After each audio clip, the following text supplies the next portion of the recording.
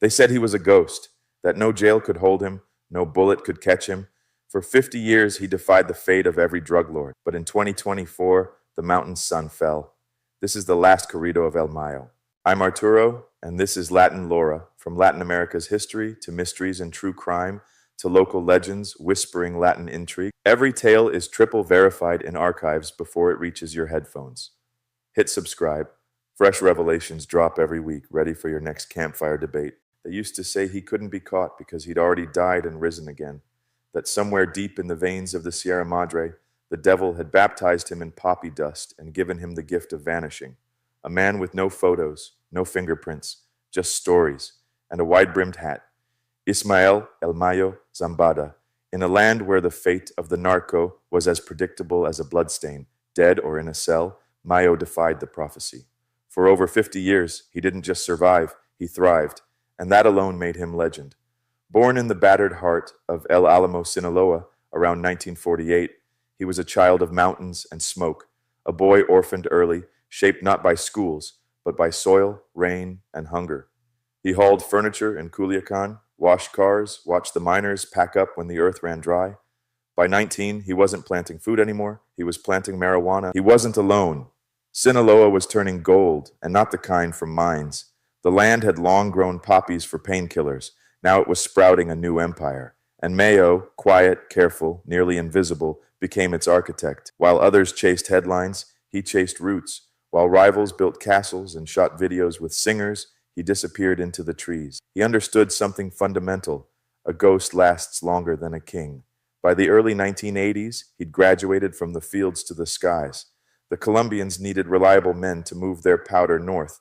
Mayo became the bridge. Miami, Phoenix, LA, one load at a time, $1 into 10,000. He wasn't flashy, he was efficient. In a business where betrayal is currency and loyalty is suicide, Mayo did the unthinkable. He stayed alive.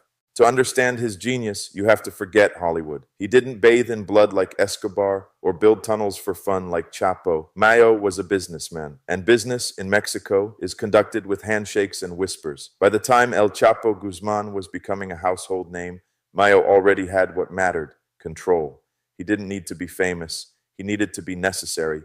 He invested in people, in plazas, in politicians, in milk companies and construction firms, in his sons, his brothers, his friends, and especially in women, many of them family, who managed the laundering like school principals, strict, clean, and relentless. They say at the peak, he paid $1 million a month in bribes, to generals, to governors, to bankers and border agents, and when that wasn't enough, he paid more.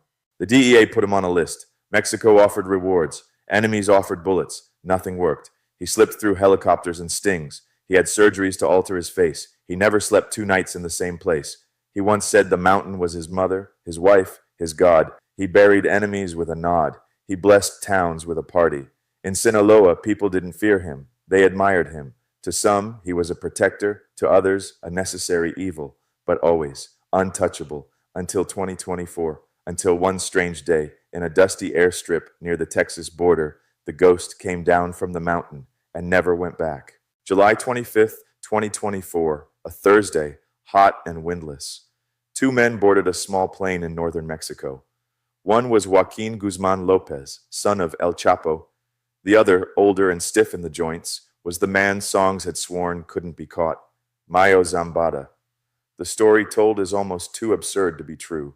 Guzman Lopez, who had long eyed the reins of the Sinaloa Cartel, had lured Mayo onto that flight under the guise of a business deal, some real estate perhaps, some new venture.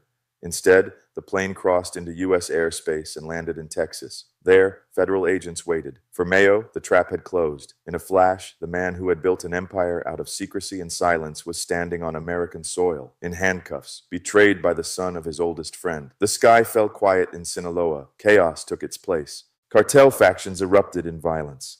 The Chapitos, Guzman's sons, tightened their grip. Hundreds, perhaps thousands, died in the confusion. The U.S. froze assets. Mexico demanded names. The shadow had been captured, and the balance of power trembled. At first, Mayo refused to plead guilty, said he'd been tricked, that it was a kidnapping. He fought the charges, as best an old man could, from the cold benches of a Brooklyn detention center. But time has no loyalty, especially not in prison, In August 2025, he gave in.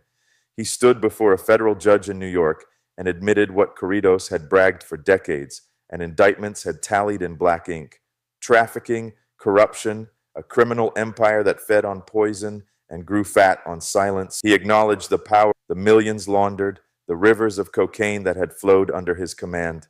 And with that, the ghost became a man. The myth knelt. But the story is not over, not yet. His sentencing is set for January 2026. The mountain sun still waits for the gavel to strike. No sentence has yet been read, no final number etched into the ledger of justice. For now, Mayo lingers in the limbo of a guilty plea, a man awaiting the weight of history. But the cruelest truth is this: the story didn't stop with his capture. It never does. Mayo himself said it years ago in a rare interview. If they catch me or kill me, nothing changes. The narco is part of society like corruption. It wasn't just bravado, it was prophecy. The roots remain, the hunger remains, the names change, the game does not. In Sinaloa, some still hum the old songs. They'll change the lyrics now, twist the endings. Corridos have a way of turning saints into martyrs and martyrs into legends, but the mountains remember, and they whisper a lesson to every boy who dares dream of easy money and local fame.